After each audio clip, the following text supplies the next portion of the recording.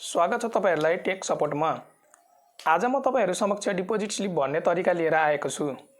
Deposit sleep भर्ने सजिलो भए तापनि प्रथम पटक डिपोजिट भाउचर भर्दा अप्ठ्यारो हुने गर्दछ। त्यसैले आज म तपाईहरु समक्ष यो भिडियो लिएर उपस्थित भएको छु। मैले सिद्धार्थ बैंकको डिपोजिट भाउचर अर्थात डिपोजिट स्लिप ल्याएको छु। डिपोजिट स्लिपमा तपाईहरुले देख्न सक्नुहुन्छ। यो डिपोजिट स्लिपमा तपाईहरुले पैसा जम्मा गरिदिने व्यक्तिको बैंक खाताको विवरणहरू भर्नुपर्ने हुन्छ। सुरुमा ब्रान्च उल्लेख गर्ने, तपाईले कुन बैंकबाट पैसा जम्मा गर्नु हुँदैछ त्यो बैंकको ब्रान्च उल्लेख गर्ने, त्यसपछि मिति डेट उल्लेख गर्ने, त्यसपछि अकाउन्ट टाइप, तपाईको करेन्ट डिपोजिट गरिदिने व्यक्तिको करेन्ट अकाउन्ट हो कि सेभिङ अकाउन्ट हो कि कल अकाउन्ट हो त्यसमा राइट लाउने। त्यसपछि खाता नम्बर, अकाउन्ट नम्बर, तपाईले पैसा जम्मा गरिदिने व्यक्तिको अकाउन्ट नम्बर लेखिदिने। त्यसपछि क्याशमा जम्मा गर्ने हो कि चेकबाट जम्मा गर्ने हो त्यसमा राइट लाउने। त्यसपछि खातावालाको नाम, अकाउन्ट होल्डर नेम, तपाईले कसको अकाउन्टमा जम्मा गर्ने हो उहाँको नाम लेख्ने। आफ्नो अकाउन्टमा जम्मा गर्ने हो भने सेल्फ लेखिदिने। अमाउन्ट इन फिगर, रकम अङ्कमा, तपाईले कति पैसा जम्मा गर्ने हो यहाँ अङ्कमा लेख्ने, जस्तै 1 लाख।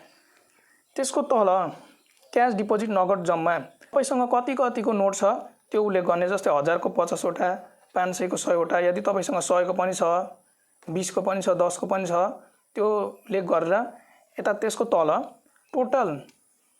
टोटलमा जम्मामा तपाईले कति रकम जम्मा गर्ने हो त्यसमा लेख्ने। यदि तपाईलाई पैसा फिर्ता लिनु छ भने लेस रिटर्न भनेको फिर्तामा तपाईले त्यो रकम लेखिदिने। नेट अमाउन्ट, खुद रकम, त्यसको तल खुद रकम लेखिदिने, टोटल पैसा। अमाउन्ट इन वर्ड, रकम अक्षरमा, जस्तै 1 लाख अन्ली, तपाईले जति पैसा जम्मा गर्नु भएको छ त्यो अक्षरमा एकचोटी लेखिदिने। त्यसको तल डिपोजिट बाई, जम्मा गर्ने फुल नेम, को द्वारा जम्मा गरिएको उसको फुल नेम लेख्ने अथवा उहाँको फुल नेम लेख्ने। त्यसको साइडमा कन्ट्याक्ट नम्बर, आफ्नो कन्ट्याक्ट नम्बर लेख्ने, डिपोजिट गर्ने व्यक्तिले कन्ट्याक्ट नम्बर लेख्ने। एड्रेस, आफ्नो एड्रेस लेखिदिने। त्यसको तल सिग्नेचर, यो हस्ताक्षरमा आफ्नो सिग्नेचर गर्ने। यति गरिसकेपछि डिपोजिट भाउचरमा भर्नुपर्ने सम्पूर्ण विवरणहरू भरिसकेका छौं। भिडियोलाई अन्तिमसम्म हेरिदिनु भएकोमा धेरै धेरै धन्यवाद। भिडियोलाई लाइक गरेर च्यानललाई सब्स्क्राइब गरिदिनु होला ताकि यस्तै सूचनात्मक भिडियोहरू म तपाईहरु समक्ष प्रस्तुत गर्न सक्छु।